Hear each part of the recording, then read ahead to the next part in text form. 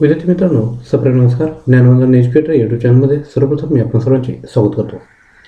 विद्यार्थी मित्रांनो, आपणास माहीत आहे की सामान्य ज्ञान विषयामधील सर्वात महत्त्वाचा टॉपिक असतो चालू घडामोडी. यावर वारंवार क्वेश्चन विचारले जातात. नुकतीच म्हाडा एक्झाम झाली आहे. म्हाडा एक्झाममध्येही चालू घडामोडीवर बरेचसे प्रश्न विचारण्यात आले आहेत. विद्यार्थ्यांनो, आजच्या व्हिडिओमध्ये आपण 4 फेब्रुवारीपर्यंतचे जे इम्पॉर्टंट चालू घडामोडीचे टॉपिक आहेत किंवा जे प्रश्न परीक्षेत विचारले जाऊ शकतात त्यांची चर्चा करणार आहोत. कमी वेळात जास्तीत जास्त प्रश्नांचा सराव आपण करणार आहोत. तर व्हिडिओला सुरुवात करूयात. विद्यार्थ्यांनो, पहिला प्रश्न आपल्यासाठी आहे. 2021चा सर्वोत्कृष्ट फिफा महिला खेळाडू पुरस्कार कोणाला मिळालेला आहे? तर याचे योग्य आन्सर आहे ऑप्शन क्रमांक डी, अलेक्सिया पुटेलास. हा त्यांचे छायाचित्र आहे. Alexia Putellas, Barcelona, Spain. बरोबर, बार्सिलोना म्हणजे ज्यामध्ये मेसी खेळतात. हिने 2021 साली सर्वोत्कृष्ट फिफा महिला खेळाडूचा पुरस्कार जिंकलेला आहे. त्यानंतर क्वेश्चन क्रमांक 2 घेऊयात. सिक्युरिटीज मार्केटच्या मूलभूत संकल्पनांबद्दल जागरूकता निर्माण करण्यासाठी सेबीने गुंतवणूकदारांच्या शिक्षणावर सुरू केलेल्या ॲपचे नाव सांगा. इम्पॉर्टंट प्रश्न विद्यार्थ्यांना डबल स्टार करून ठेवा.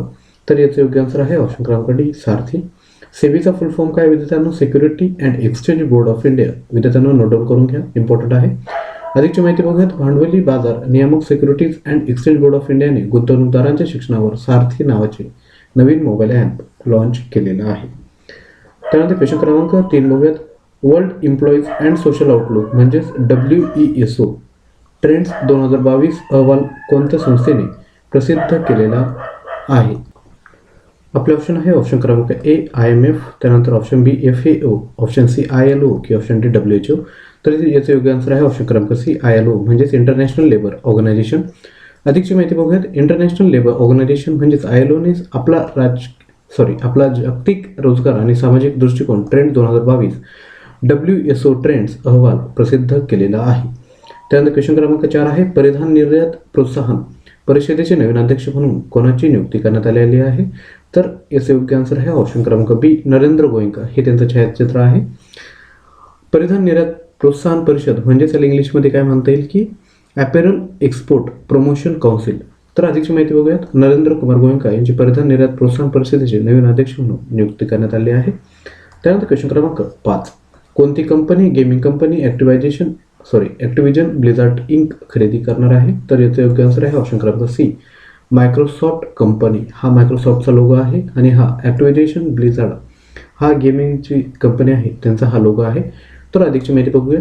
मायक्रोसॉफ्ट कॉर्पोरेशनने 68.7 अब्ज डॉलर्सच्या सर्व रोख व्यवहारात गेम मेकिंग कंपनी ॲक्टिव्हिजन ब्लिझार्ड इंक विकत घेणार आहे. त्यानंतर क्वेश्चन क्रमांक 6. जानेवारी 2022 मध्ये युरोपियन संसदेचे नवीन अध्यक्ष म्हणून कोणाची नियुक्ती करण्यात आली आहे? आपले ऑप्शन आहे मिरियम डल्ली, रॉबर्ट मेसोला. तर योग्य आन्सर आहे ऑप्शन क्रमांक बी, रॉबर्ट मेसोला. हे त्यांचं विद्यार्थ्यांनो छायाचित्र आहे. अधिकची माहिती बघूयात. युरोपियन संसदेने माल्टीज राजकारणी रॉबर्टा मेसोला यांची नवीन अध्यक्ष म्हणून निवड केलेली आहे. त्यानंतर क्वेश्चन क्रमांक 7. प्रोफेसर MK प्रसाद ज्यांचे निधन झाले ते भारतातील कोणत्या नावांनी प्रसिद्ध होते? तर ऑप्शन क्रमांक सी, पर्यावरणवादी म्हणजेच काय इन्व्हायरमेंटलिस्ट म्हणून प्रोफेसर MK प्रसाद हे प्रसिद्ध होते. हे त्यांचं छायाचित्र आहे. अधिकची माहिती बघूयात. प्रख्यात पर्यावरणवादी आणि केरळ साहित्य परिषदेचे माजी अध्यक्ष प्राध्यापक MK प्रसाद यांचे कोविड-19 मुळे निधन झालेलं आहे. त्यानंतर क्वेश्चन क्रमांक 8. भारतातील सध्याचे ब्रिक्स शेर्पा कोण आहेत? तर लक्षात घ्या ऑप्शन क्रमांक बी, संजय भट्टाचार्य हे सध्याचे ब्रिक्स शेर्पा आहेत. 2022चे भारताचे ब्रिक्स शेर्पा संजय भट्टाचार्य यांनी भारतीय शिष्टमंडळाचे प्रतिनिधित्व केलेलं आहे. जर तुम्हाला ब्रिक्समध्ये कोणकोणत्या कंट्रीज समाविष्ट आहे हे जर कधी विचारलं तर लक्षात घ्या. ब्रिक्स म्हणजेच काय BRICS. बी वरून होतो ब्राझील, आर वरून होतो रशिया, आय वरून इंडिया, सी वरून चायना आणि एस वरून साऊथ आफ्रिका. जर तुम्हाला ऑब्जेक्टिव्ह जर विचारले ब्रिक्सचे, म्हणजे एवढं विचारत नाही पण अधिकची माहिती म्हणून लक्षात ठेवा. टू अचीव रिजनल डेव्हलपमेंट, त्यानंतर टू रिमूव्ह ट्रेड बॅरियर्स, त्यानंतर economics development, optimise use of resources आणि बिल्ड अप रिलेशनशिप हे ब्रिक्सचे ऑब्जेक्टिव्ह आहेत. त्यानंतर क्वेश्चन क्रमांक 9 बघूयात. मेट्रो एक्सप्रेस प्रकल्पासाठी मॉरिशसला किती रकमेची क्रेडिट लाईन देण्यात आली आहे? तर याचं योग्य आन्सर आहे ऑप्शन क्रमांक डी, $190 दशलक्ष मदत करण्यात आली आहे. लक्षात घ्या, हा भारत देश आहे इथे, आणि इथे दिसते इथे काय विद्यार्थ्यांनो मॉरिशस आहे. अधिकची माहिती बघा.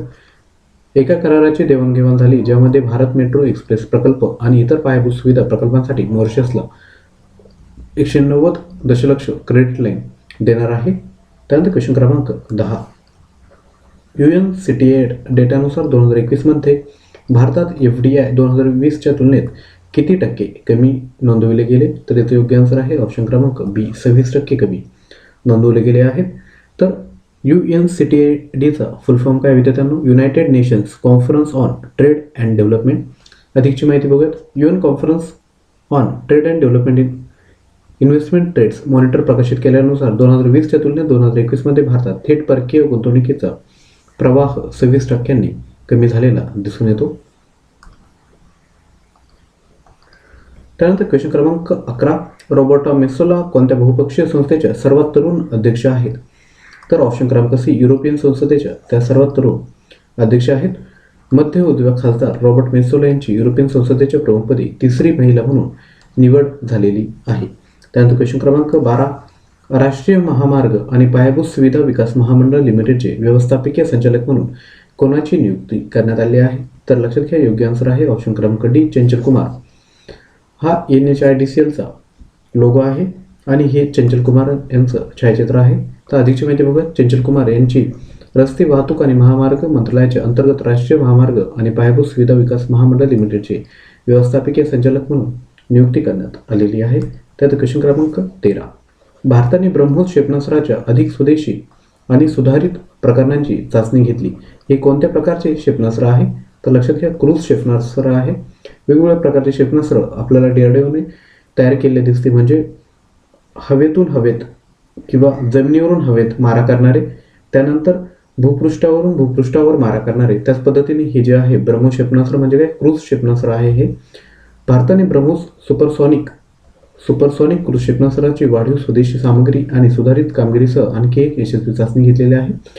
विद्यार्थ्यांना सॉनिक स्पीड म्हणजे काय की मॅक नंबर 1 असतो, सबसॉनिक म्हणजे मॅक नंबर <1 असतो आणि सुपरसॉनिक म्हणजे मॅक नंबर <1 असतो. सुपरसॉनिक म्हणजे ज्याचा मॅक नंबर <3 असतो त्याला आपण सुपरसॉनिक म्हणतो. मॅक नंबर जर विचारला तर मॅक नंबर असतो. जाऊ दे, एवढे डिटेलमध्ये जायची गरज नाही, फक्त चालू घडामोडीच्या अनुषंगाने आपण प्रश्न बघतोय. त्यानंतर क्वेश्चन क्रमांक 14. RBI unity small finance bank लिमिटेडच्या बोर्डाचे स्वतंत्र अध्यक्ष म्हणून कोणाची नियुक्ती केलेली आहे? तर लक्षात घ्या, ऑप्शन क्रमांक सी, विनोद राय यांची RBI unity small finance bank limited बोर्डाचे स्वतंत्र अध्यक्ष म्हणून नियुक्ती केली आहे. अधिकची माहिती बघूया. RBI माजी नियंत्रक आणि महालेखा परीक्षक विनोद राय यांची युनिटी स्मॉल फायनान्स बँक लिमिटेडचे स्वतंत्र अध्यक्ष म्हणून नियुक्ती केलेली आहे. त्यानंतर क्वेश्चन क्रमांक 15. जेनेसिस प्राइज 2022च्या विजेते कोण आहेत? तर लक्षात घ्या, ऑप्शन क्रमांक डी, अल्बर्ट बोर्ला हे जेनेसिस प्राइज 2022चे विजेते आहेत. तर अधिकची माहिती बघूया. जागतिक फार्मास्युटिकल दिग्गज फायझर इंकचे अध्यक्ष आणि मुख्य कार्यकारी अल्बर्ट बोर्ला यांना प्रतिष्ठित जेनेसिस पारितोषिक 2022ने सन्मानित करण्यात आलं आहे. हे त्यांचं छायाचित्र आहे आणि ते फायझर कंपनीचे अध्यक्ष आणि मुख्य कार्यकारी अधिकारी आहेत. त्यानंतर क्वेश्चन क्रमांक 16 बघूया. कोणत्या केंद्रीय मंत्रालयाने सुधारित ग्राम क्षेत्र विकास योजना निर्मिती आणि अंमलबजावणी मार्गदर्शक तत्वे जारी केलेले आहे? तर लक्षात घ्या, ऑप्शन क्रमांक बी, पंचायती राज मंत्रालय याचं योग्य आन्सर आहे. महत्त्वाचा प्रश्न आहे विद्यार्थ्यांनो. अधिकची माहिती बघूयात. पंचायती राज मंत्रालयाने सुधारित ग्राम क्षेत्र विकास आराखडा तयार करणे आणि अंमलबजावणी मार्गदर्शक तत्वे जारी केलेली आहेत. त्यानंतर क्वेश्चन क्रमांक 17. दिमितार कोवास्की हे कोणत्या देशाचे नवीन पंतप्रधान आहेत? तर ऑप्शन क्रमांक डी, उत्तर मॅसेडोनिया हेच योग्य आन्सर आहे. अधिकची माहिती बघूयात. उत्तर मॅसेडोनियाच्या संसदेने नवीन सोशल डेमोक्रॅटिक नेते दिमितार कोवास्की यांची नेतृत्वाखाली नवीन मंत्रिमंडळाची निवड केलेली आहे. हे त्यांचं छायाचित्र आहे. त्यानंतर क्वेश्चन क्रमांक 18. I4F इंडस्ट्रियल R&D आणि टेक्नॉलॉजिकल इनोव्हेशन फंड हा भारत आणि कोणत्या देशाचा सहयोगी आहे? तर लक्षात घ्या, ऑप्शन क्रमांक सी, इस्रायल हेच योग्य आन्सर आहे. लक्षात घ्या, इस्रायल हा देश खूप छोटा आहे, परंतु टेक्नॉलॉजीच्या बाबतीत त्यांचा कोणीही हात धरू शकत नाही. इस्रायल टेक्नॉलॉजीच्या बाबतीत खूप पुढे आहे. त्यानंतर अधिकची माहिती बघूयात. I4F India Israel industrial R&D and technological innovation fund हे विज्ञान आणि तंत्रज्ञान विकास DST भारत सरकार आणि इस्रायल इनोव्हेशन ऑथॉरिटी यांच्यातील सहकार्य आहे. त्यानंतर क्वेश्चन क्रमांक 19. भारताकडून आयकॅन समर्थित युनिव्हर्सल ॲक्सेप्टन्स स्टिअरिंग ग्रुपचे राजदूत म्हणून कोणाला सामील करण्यात आला आहे? तर लक्षात घ्या ऑप्शन क्रमांक डी विजय शेखर शर्मा हे याचं योग्य आन्सर आहे. अधिकची माहिती बघत पेटीएमचे संस्थापक विजय शेखर शर्मा यांना युनिव्हर्सल ॲक्सेप्टन्स स्टिअरिंग ग्रुप म्हणजेच UASG चे राजदूत म्हणून नियुक्त करण्यात आले आहे, जे जागतिक इंटरनेट संस्था आयकॅनद्वारे समर्थित उद्योगनेत्यांच्या समुदाय आधारित संघ आहे. त्यानंतर क्वेश्चन क्रमांक 20 बघूया. हरियाणा राज्य सरकारने सरस्वती नदीचे पुनर्जीवन करण्यासाठी कोणत्या राज्यासोबत भागीदारी केली आहे? तर लक्षात घ्या ऑप्शन क्रमांक बी हिमाचल प्रदेश हे याचं योग्य आन्सर आहे. इथे 2 राज्यांचा उल्लेख झाला आहे, हरियाणा आणि हिमाचल प्रदेश. तर यांची अधिकची माहिती बघत पहिल्यांदा हिमाचल प्रदेशची माहिती बघत हिमाचल प्रदेशचे मुख्यमंत्री आहे जयराम ठाकूर. राज्यपाल आहे राजेंद्र विश्वनाथ आर्लेकर. स्थापना झाली 25 जानेवारी 1971ला. राजधानी आहे शिमला. लोकसभेची एकूण सीट आहे 4, राज्यसभेची एकूण सीट्स आहेत 3 आणि विधानसभेची सीट्स आहेत 68. विद्यार्थ्यांना म्हाडाची एका विद्यार्थ्यांनी मला कमेंट केली होती की म्हाडाचा जो पेपर झाला विद्यार्थ्यांना त्यामध्ये महाराष्ट्र राज्यामध्ये विधानसभेची एकूण सीट्स काय हा प्रश्न विचारलेला होता. ज्यामुळे आपण जेव्हा अशी अधिकची माहिती देतो विद्यार्थ्यांना ती एकदम काळजीपूर्वक बघायची आहे आणि जर तुम्हाला वाटलं तर इम्पॉर्टंट इन्फॉर्मेशन तुम्ही नोट डाऊन करायची, कारण की उद्या प्रश्न असा येऊ शकतो की हिमाचल राज्याची राजधानी कोणती किंवा हरियाणा राज्याची राजधानी कोणती, हे जनरल नॉलेजची क्वेश्चन आहे, हे आपणास आलेच पाहिजे. त्यामुळे आपण काय करत असतो की व्हिडिओमध्ये अधिकची माहिती आपण इन्क्लूड करत असतो, म्हणजे त्या प्रश्नासोबतच अधिकची माहिती वारंवार जर आपल्या समोर आली तर नव्याने जास्त एफर्ट देऊन लक्षात ठेवायची आपल्याला गरज नाही पडत. त्यामुळे अगदी लक्ष देऊन काळजीपूर्वक व्हिडिओ बघायचे, याचा फायदा नक्कीच तुम्हाला होईल. तर विद्यार्थ्यांनो, हरियाणाचे मुख्यमंत्री आहेत मनोहरलाल खट्टर. राज्यपाल आहेत बंडारू दत्तात्रय. स्थापना झाली आहे 1 नोव्हेंबर 1956ला. राजधानी आहे चंदीगड. लोकसभेची एकूण सीट्स आहेत 10, राज्यसभेची सीट्स आहेत 5 आणि विधानसभेची एकूण सीट्स आहेत 90. त्यानंतर क्वेश्चन क्रमांक 21.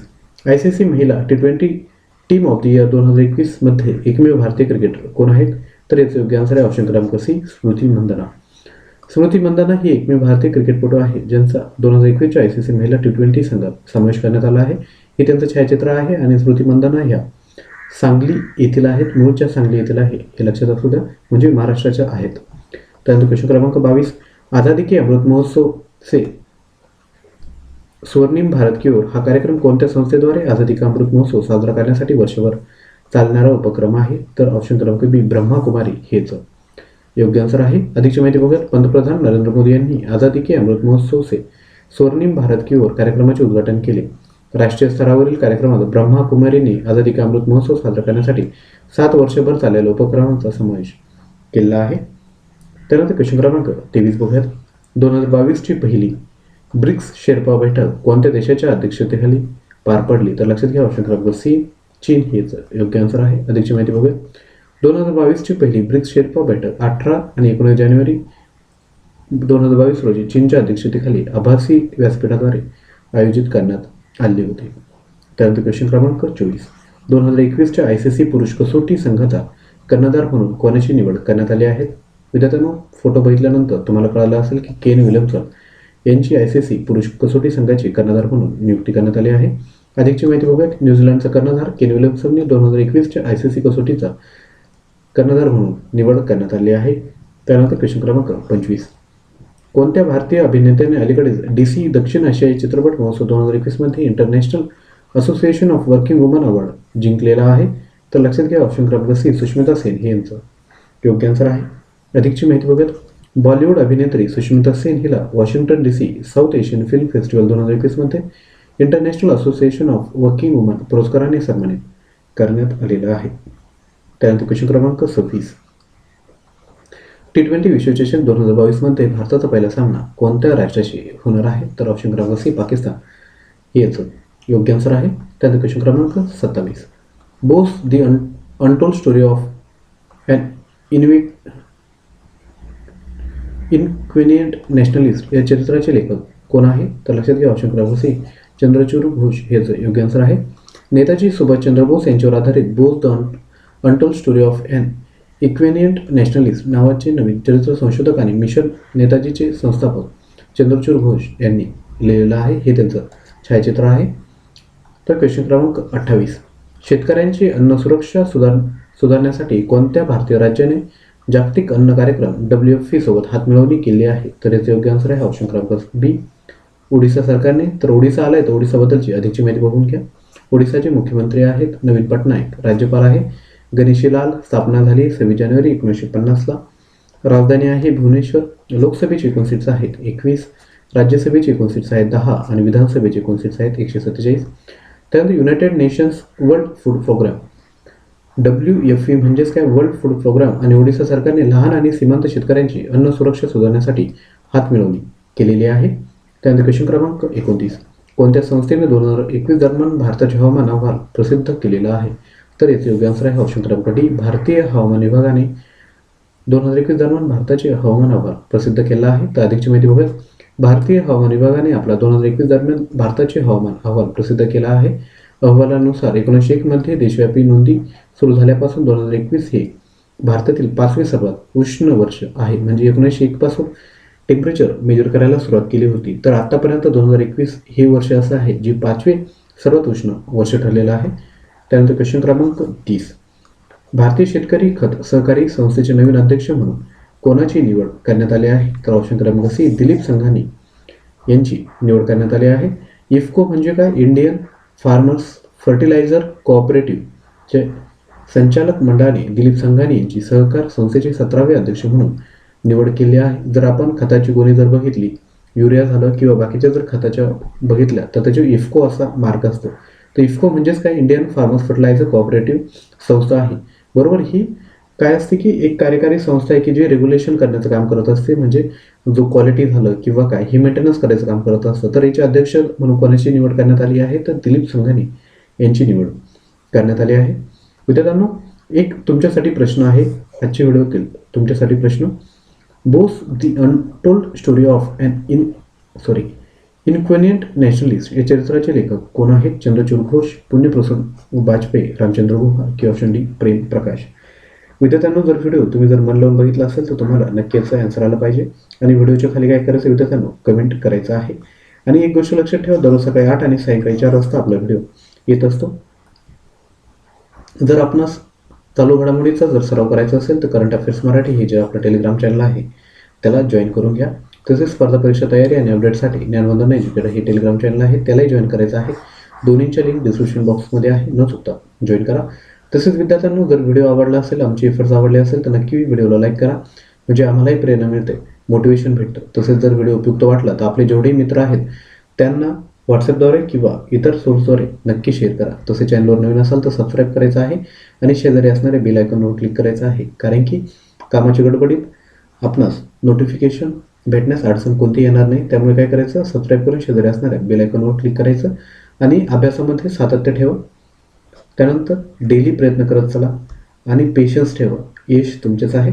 विद्यार्थ्यांनो, हा जो व्हिडिओ आहे तो तुम्ही सुरुवातीपासून शेवटपर्यंत अगदी मन लावून बघितला याकरिता मी आपला ऋणी आहे.